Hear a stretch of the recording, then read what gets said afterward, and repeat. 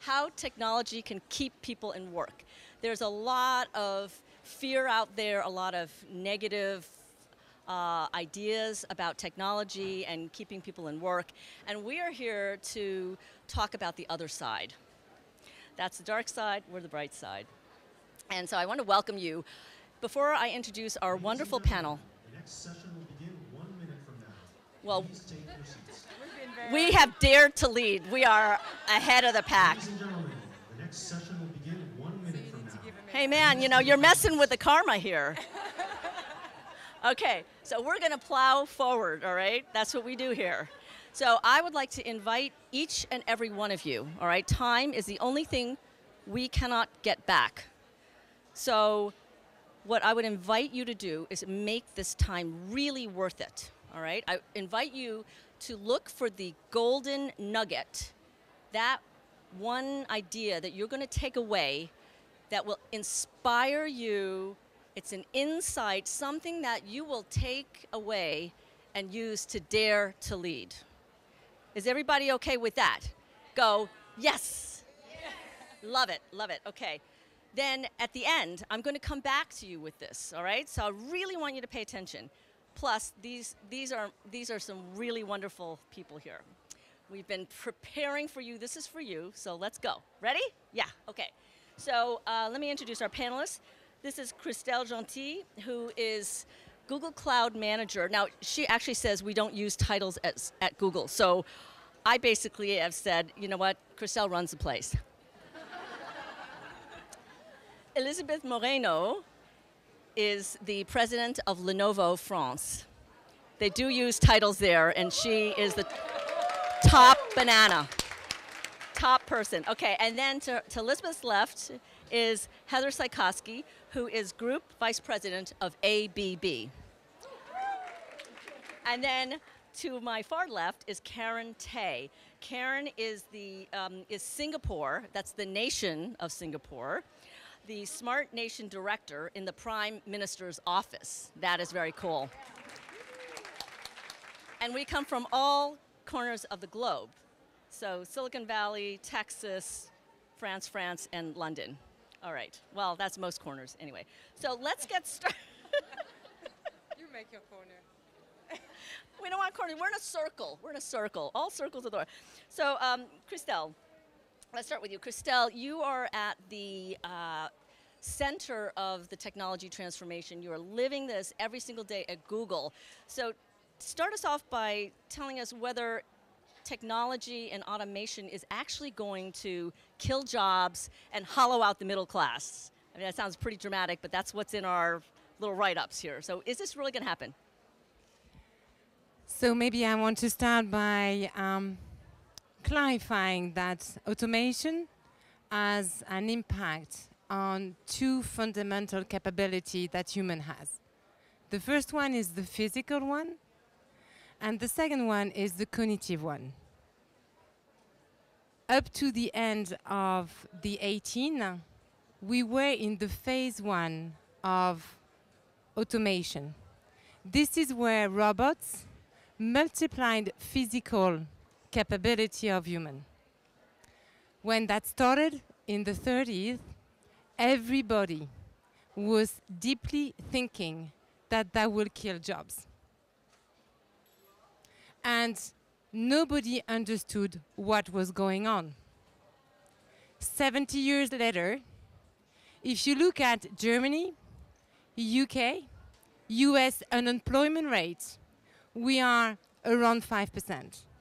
If you take Korea, who has the highest adoption in the robot per habitant, we are less than 4%. So I think that is teaching us that the result has led to not any impact on the employment, and that even had new jobs, new industry raising, and typically the service one has been booming on the last 50 years. And that was phase 1 of the automation. We are now at phase 2 of automation. And this one is quite disruptive because this is led by artificial intelligence. And we've been talking a lot about that this morning with all our amazing speakers.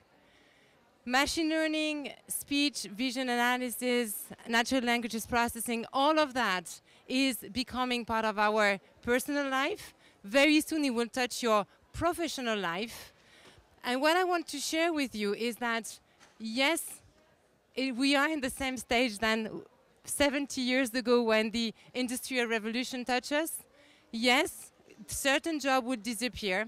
And yes, certain jobs will be created. And this is what we've been saying this morning. If you take the collaborative industry that has been exploding, if you take as well, for example, the data volume is becoming so big that that has created new jobs, data scientists, and that will keep carry on. So what I want to tell you is that for the moment, I think nobody has been able to make a correlation between automation at the stage where we are and loss of job. Now, what is sure is that the speed of this technology is challenging every one of us. Of course. So, speaking about challenging every one of us, we all do some kind of work. And so, can you share with us what this rapid change means for workers? How is this going to affect individuals as workers? So I think we already see a kind of trends. And the first one is we see collaboration coming. You know, collective attitude, sharing, collaborative business is emerging. And I mean, in Google, we are selling obviously to companies, and you're using that certainly at an individual level. We are selling collaborative tools like Drive, and we see the adoption booming. Because people work together. Together they are stronger, and the sharing is helping the learning. This is the first area that we definitely see emerging. And if we look at the Generation Y, they are right in the middle of that. The second area is more connected to the challenge of our century. I think that if we look at what was the challenge of the 20th century, it was cutting out disease or epidemic. It was helping just to feed the world, and it was avoiding war and bringing health everywhere. If we look at what is the challenge of the 21st century, I will only name two here for this workshop. But the first one is the happiness, and Gilles Babinet this morning was talking about that. I think happiness is going to bring new economy, but it's as well going just to bring the search for well-being, for balance, and that will have an impact on the way we are working. The second thing that is going to lead a change, and that's maybe not today, but that is certainly tomorrow, is the fact that immortality is the second challenge. We have augmented medicine. We are today focusing on healing people that are sick. Tomorrow we will be focusing, the healthcare will be focusing on healing everybody preemptively, giving you augmented capability, and that will have one impact. We will all live longer. And if you end up by living 130, 150 years, you're not going to do learning for 20 years, then working for 100 years, and who knows what retirement will look like. So I think the rhythm will completely change. We will certainly have, and if you add up to this augmented medicine situation, and if you add up as well the speed of the technology, the learning will be fundamental. So you will have phase with learning and phase with working and phase with learning and phase with working. And this is how I think that an industry, for example, that will be booming and will be creating a lot of jobs is training and education, because that will be half of our life. I love the positivity of this continuous learning kind of cycle. And I know, Christele, you've also said to me before that in the old days it was you learn, you go to school, then you work, and then you retire. And it's sort of this linear thing. And I think it's really now this, I guess it's another term, circular economy. So this is really brilliant. Thank you so much. And that really leads us nicely into, I'd like to invite Karen Tay into the conversation about this continuous learning. Karen is has been working in government in several different really important sectors to this conversation, including technology, higher education, and social welfare policy. So from where you sit, you've got this unique macro view, Karen. Share with us what your perspective is on the impact technology will have on employment. Yeah, thanks everyone. Good to see all of you here. I want to cover two things when it comes to how technology is going to change work. The first part is how do we keep people in this cycle of always learning? And we're not just talking about super motivated people, we're talking about everyone, your grandma, your parents, people who are not even using the internet. How can we get them in this cycle? That's the first thing. And secondly, how as a society we need to change? It's not just technology, it's also the entire way our social welfare and social compact is built. When you're not just working and then retiring, but working, studying. All right, so those are my two parts. So on the macro level, we think in Singapore that automation is really good because it counters the declining population and the slowing birth rates and the aging, right? It helps us to be productive. Each person can do more. So it's a great thing. But as Christele said, the difficult part is about the rate of change. So when the rate at which skills change is faster than the rate at which people catch up, what do you have? On the employer's end, you don't have no idea. How am I going to get those people to serve the new functions? And on the individual's end, you have a problem, right? Like, oh no, I'm losing my job. Can I reskill myself on time? Can the Uber driver who is about to be replaced by an autonomous car, sufficiently upskill himself to be a software engineer who manages the fleet? Probably not, right? So you have this immense dislocation. And my office thinks a lot about, okay, how can we close that gap? So technology has already helped to a large extent. If you think about how we used to find jobs long ago on the newspaper and stuff like that, how outdated, right? And it'll be so slow and you take so long, and there'll be old boys clubs when it comes to hiring because of that lack of information. Platforms like LinkedIn already make things more transparent. Many of you are on it. You can put your skills, recruiters can find you on it. Platforms like Coursera and Udacity, these are online learning platforms, enable you to get skills really quickly. I think they do planning in 3 month to 4 month cycles, as opposed to universities. When I worked there, they did it in like yearly or 2 yearly cycles, and by the time graduates come out, it's too late. They have the wrong skills. So we already have technology helping to keep people in work, but what's missing still, to me, is scale, right? Who uses LinkedIn? Who uses these big online learning platforms? Young, motivated people. How are you going to get your mom and your dad and your grandma on them? When we think about dislocation, it's going to affect everybody. So scale is a big thing, and AI and machine learning can really help us achieve that. Think about how AI and machine learning currently pump you all the advertisements you want to click on Facebook, and all the news feeds you want to open up on Facebook, right? How can it help us nudge you towards the jobs that you need? Can it say, for example, have an AI personal assistant to Karen and says, Karen, you know what? Your skill in public policy going to be replaced in 1 year. Here are all the jobs that you could pivot into, but you need to take these courses. Want to start now? Like, make it so customized that everybody knows that they can benefit from this and everybody is on the platform. And I would like to see technology working more in that respect. But also, all of you have a part to play, right? Because a lot of people are not online today. We don't have high digital literacy.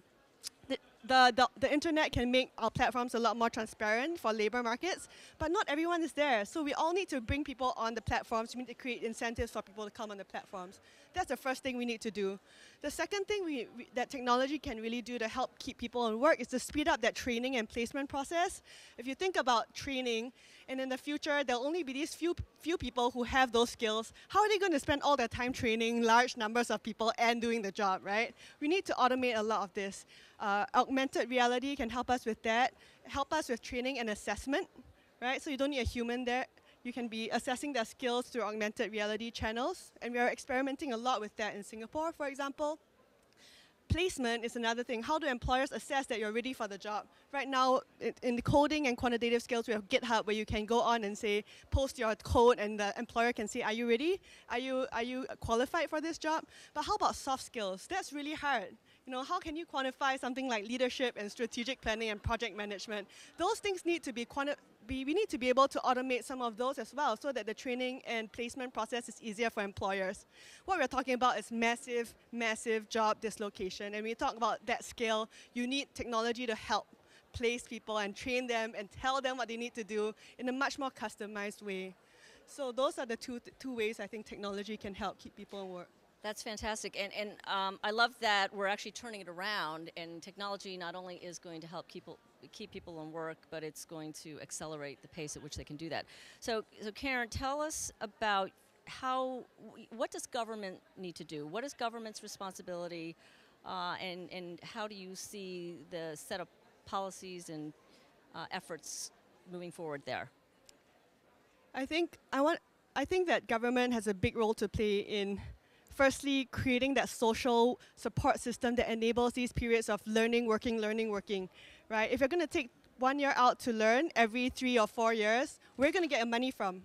We need to completely revamp the social welfare system, where you may retire at 65 today. Maybe we need to push that back and use the money there to fund periods of learning, right? At the macro level, that's what government needs to think about.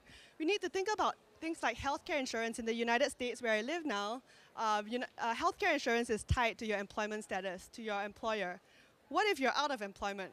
What happens to your healthcare? What happens to your mortgage?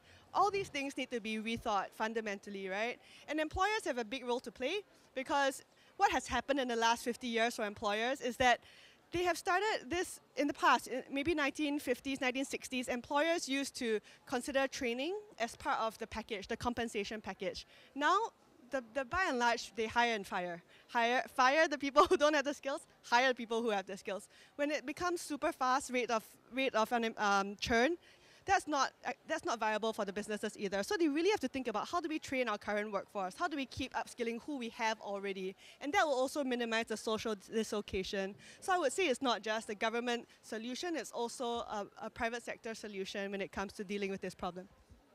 Thank you so much, Karen. And that segues really nicely, Heather, into, I know, some of the thoughts that you've been bringing to the party here. So, Heather, talk to us as someone who works with and for major industrial heavyweights. What's your perspective on how technology can create work and help people? Great. Thank you very much, May. So first of all, I'm absolutely honored to be a part of this panel, and it's been an absolute delight to work with these ladies. ABB is definitely pioneering with regards to technology, and so I think it's even more special being a woman in a very male-dominated space. So I'd say first and foremost, I think with regards to technology and automation and robots, we've got a very strong role to play in this area. We've had some excellent dialogue with that regard, because it's paramount that, one, we understand that there is this public anxiety, but that we educate and we provide the facts of what's really happening through automation and through robots. And if I think about some examples, let's say Germany and or Japan, two of the countries that have the largest amount of robots, they have the lowest amount of unemployment. And what's also fascinating is that within the last 50 years, we've seen that significantly decline versus the last 500 years. So we're actually getting these facts that this automation is driving the results that we're looking for. So with regards to your question, I see more positive results than negative. I think also with regards to kind of the industry side, and we think about the safety aspect, and we want to look at the core values. I mean, we're all looking for core values, whether you're coming from the social side, the technology side, or the government side. But safety is paramount. I mean, especially in the world that we're living in now, robots are enabling the people to get out of, for example, the U.S. coal mining industry, to get out of the dirty, dangerous jobs, and to really start utilizing more of that human interfacing concept to ensure that we're finding more of a servicing and getting in front of the customer and utilizing the technology to optimize and find reliability and for the industrial space that we all live in. So I think, obviously, I'm definitely an optimist. I'm always positive. I've been living this and working with some of the majors across the globe, whether it's in the sands of Saudi Arabia, building the largest chemical complex in the world, or whether we're in Africa, East Africa, looking at liquid natural gas. I mean, it's all of these aspects that we have to take into play We have to utilize the strength that we have to bring to this social aspect and make sure that we're taking a part of the communities that we're bringing this industry to, and then utilizing that technology to really elevate ourselves as an overall community and help kind of be the pioneer for this fourth industrial revolution that we're all sitting in. And since you are a business leader and you work with a lot of business leaders, I'd love to know what you think business leaders need to be doing to ensure that people are in fact making this transition successfully. And thank you for that, May, because I think most importantly, and what I heard a lot this morning, is that we're ambassadors here. We need to stand up collectively from the different aspects that we come from, to ensure that we are breaking down those silos, that we're driving the results that we're looking for, that we're taking in account the social, the human aspect, and then really driving the results that we're looking for. So I'm absolutely honored. I think one thing that we shared is that we all come from different aspects, but we're going to stay united and stay connected. We're going to go back and we're going to ensure that we continue to drive this personally as leaders in this space. That's great. And are there one or two examples that you've seen of how business leaders you've worked with or some of your clients, how they're using technology in a way that in fact enhances employment as well as productivity? Absolutely. And maybe if it's okay, I might go to a different view. And it has to do with a conversation I had with one of my colleagues yesterday. Her daughter is in Dubai. She's 10 years old, and she is learning how to program robots. And her robot's name is Pepper. And I think that when we think about the children that we are educating, and one of the other important jobs of our lives is to educate these children and bring them up to ensure that they're doing the right things. But I really appreciated that story because I think that that is the next generation, and she sees the value in inputting this data to this capable entity that's going to be able to provide the information that herself and her colleagues are looking for. And I think that that's what we also see in these major global corporations that have $20+ billion investments. I mean, they're looking at assets that are responsible for providing product to us across the globe.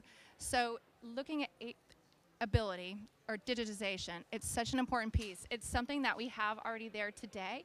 It's just pulling all of that information together, using it in the efficient manner that we can utilize to analyze and then drive the right results for all of us as a community. Thank you so much, Heather. And now Elizabeth. Elizabeth is, you have such a unique perspective because Elizabeth grew up in Africa. She is now leading a major technology enterprise in France that is owned by a Chinese company. So I think there's some juice here. And so Elizabeth, I'd love to hear your thoughts on what makes people so afraid of technology, and what is how do we get people from this fear of technology killing jobs to a mindset where we can make sure that this doesn't happen? Thank you for the question, May. First of all, ladies, I just wanted to congratulate you because a few years ago, all of us were sitting here. And as this forum is called Dare to Lead, I think you have made the first step. And it's not always about being on the stage. It's just about embracing what you want to do in your lives. So you are just at the beginning of a beautiful journey. Enjoy it. I think every big disruption in the world brings fear and anxiety. When Ford created the automotive, some people that were having their horse lost their job, right? When we had all these agriculture automation, some people lost their jobs. Now we are in a very big technological disruption, and people are scared because that's true. The machine will be able to do much more than human can do today. I guess you have seen Lucy. We say that we are using only 10% of our intelligence.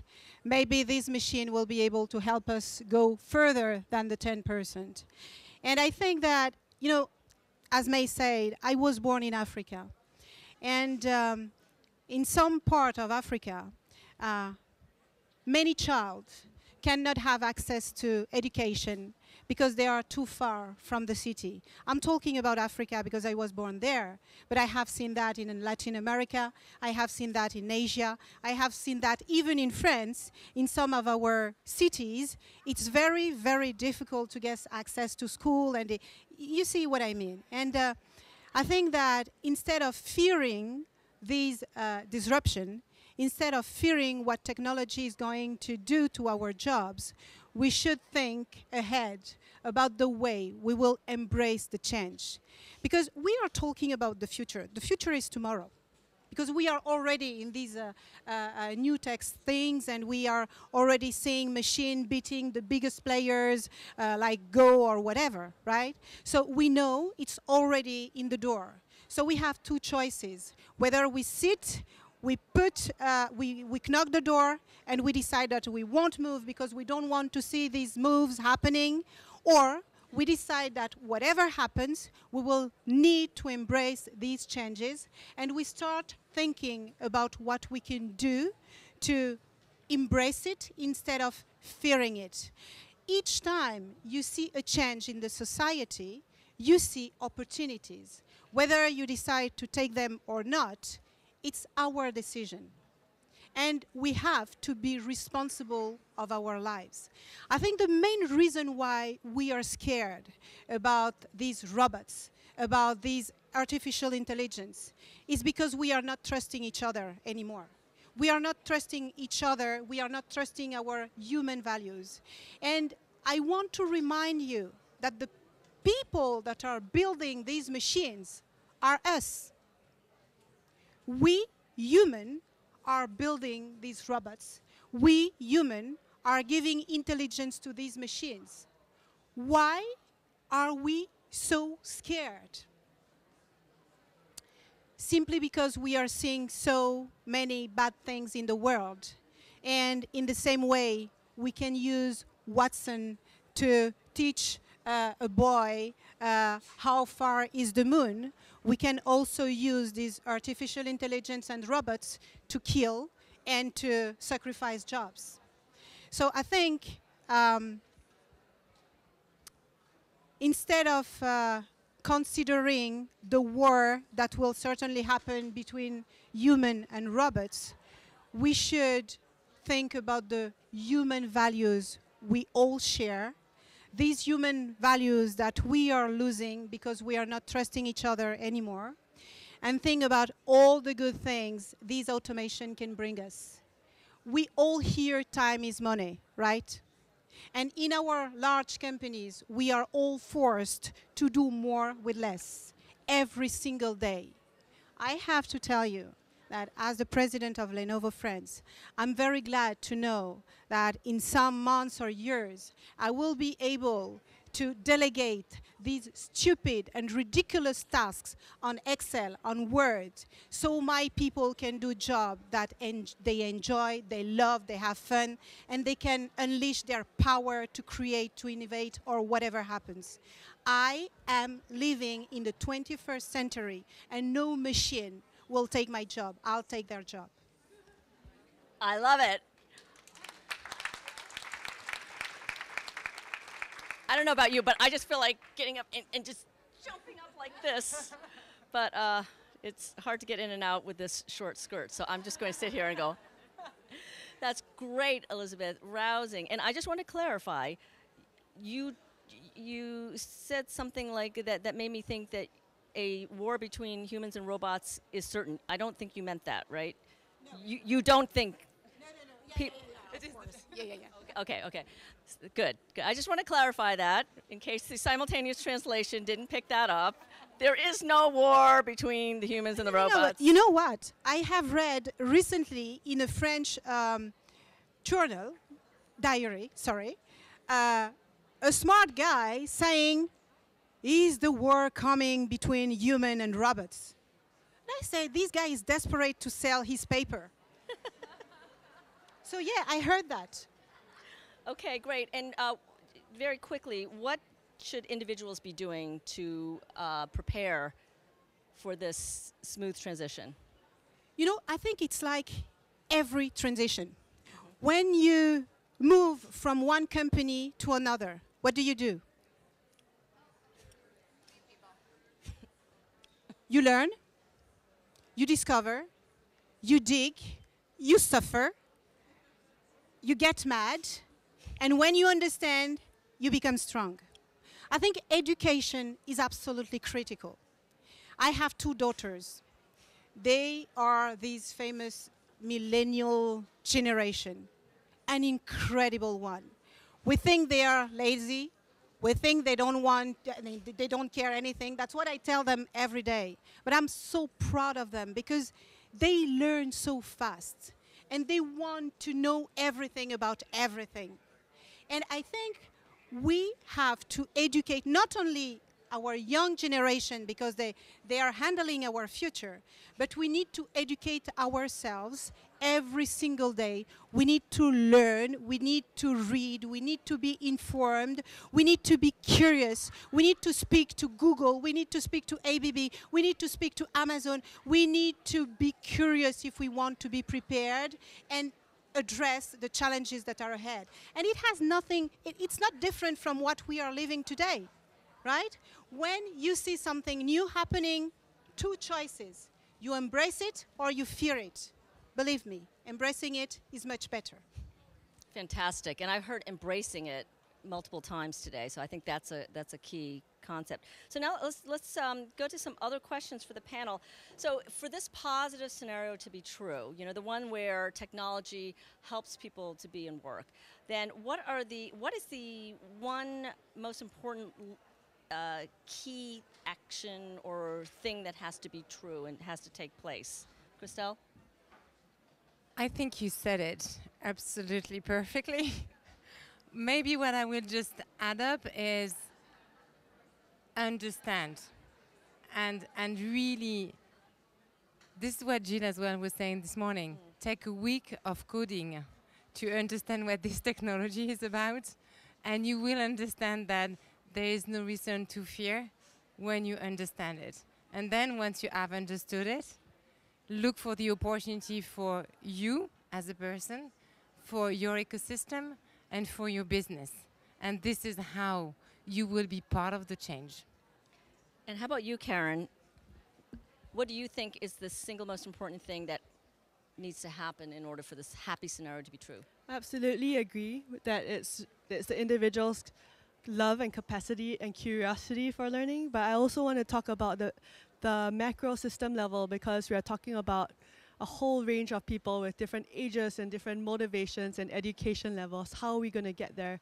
And so I want to go back to that idea of really getting everybody onto that using technology to get everybody into a system which can tell them these are the skills you have, these are the skills you need, this is how you get there with the education and what courses are available out there. And I want it to be as seamless as possible. And in order to do that, the linchpin for me is that we need to be able to work together as governments and tech companies and individuals in our households interacting with people who do not know how to use the internet. I want everybody to come together because tech has the solutions. Government has access to the wide base of people that we need to bring on, and all of you are at home with people who need to come on and to realize that this is happening and it's a positive thing and it'll be good for them, and we need and this is how that they can find out the jobs of the future and get themselves prepared for that and to not fear in that sense. So governments, businesses, and all of us working together is the linchpin for me. Love it. Working together. And so what about the flip side? What do we need to guard against? What are the things that could go badly or bump in the night that we need to watch for? Well, I think all of us here, we are very lucky. We eat every day, we have a roof on our heads, and we are here. Just being here is a fantastic chance, right? I think if we use these technologies only for the people that already have everything, we have lost something. I think if we do not use these technologies to alleviate poverty and to give the chance to the entire world to make the most of everything we have in this life, we will have lost something. And I think the people that will lose, I'm sorry, baby. If we do not pay attention to these new jobs that are coming. We will need people to maintain this machine. We will need people to build this machine. We will need people to deploy this machine. I think the middle class is ready to lose its job if it doesn't become more intelligent than these machines. So I think it's us. That's the reason why I'm so passionate about it. Fantastic. And Heather, do you want to talk about who the winners and the losers are going to be here? And actually, I was eager to reach over to Elizabeth because I think we have invigorated each other as we've gotten to know each other over the last week. But I think it's also important that we stand up together and we talk about collaboration, we talk about innovation. But it's each one of us as ambassadors, it's each one of us as individuals from where we come from to ensure that we're driving this together, because we have a saying within ABB, which I absolutely love: more, better, together. It's simple, but it says exactly what we all need to do, touching every individual that is in this globe, touching every individual that's a part of this forum. So I think I'm so passionate and I'm excited about this because it really gives us an opportunity as leaders to drive it. Fantastic. Christele, do you want to just give us a quick thought on who the winners and losers might be here? I think not only we will need to embrace the change as we previously laid, I think we will need to create the change. And to be, I mean, for me, the winner will certainly be the one that will be disrupting our existing life, bringing something new, making us think out of the box, making us creating the world of tomorrow. And the loser, certainly the rest. Yeah, so we got to grasp the opportunity. Then how do we prepare our children, our youth? Because they are the workers of the future. And Heather, you alluded to this. But Elizabeth, do you have some thoughts on that? Maybe just a touch, again, on Pepper. And I love it, and I have to tell this story as well because we have this phenomenal robot, Umi, which is you and me. So it's basically not the human taking the machine taking replace of the human, but it's interacting. So I think to see and listen to our children, how they're using these technologies to drive those behaviors into the service, that the human-facing opportunities that we have in front of us is very important and for us to all pay close attention to. Great. We have to remind them what human means. In my company, we sell every single tool that allows people to be more productive. It starts with smartphone, it goes to laptop, to cloud, and so on and so forth. But the real life is not that. These are only tools. And we need to remind our kids what love means, what being together means, what talking to each other face to face means. And I'm talking about our kids, but it's also true, 1 minute, it's also true for us in our offices. Sending an email to your colleague who is sitting 100 meters from you is ridiculous. It doesn't protect you from anything. Thank you so much. And we are going to, you know what, the spontaneous applause is great. Give us some love here. This is great. Okay. So now, in our last minute, we're going to have a lightning round. 10 seconds each, is like popcorn. Pop, pop, pop, pop. How are each of you going to dare to lead? Karen.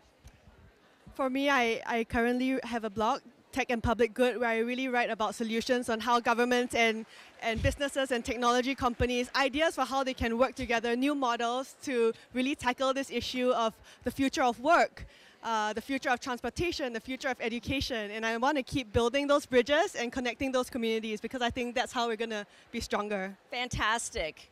Heather, 10 seconds. I'm going to stand up and I'm going to be a personal advocate of this. Fantastic. Elizabeth. Hey, ladies, technology has no nationality, no race, no gender, nothing. If you want it, take it. And I'll continue to play for my sisters because I see many of you in this room who will be our future. Fantastic. Christele. And I think just to carry on that definitely extremely exciting journey, I think don't forget yourself. I think if you align your body, your mind, and your soul, you will become even stronger.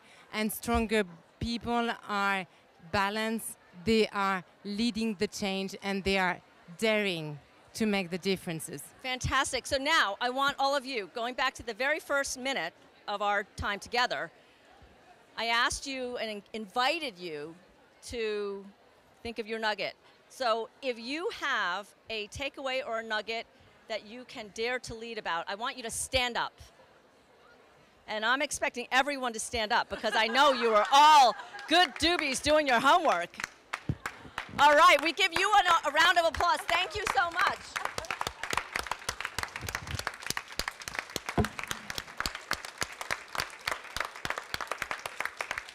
Go forth and dare to lead. This is like that part in School of Rock, like School of Rock.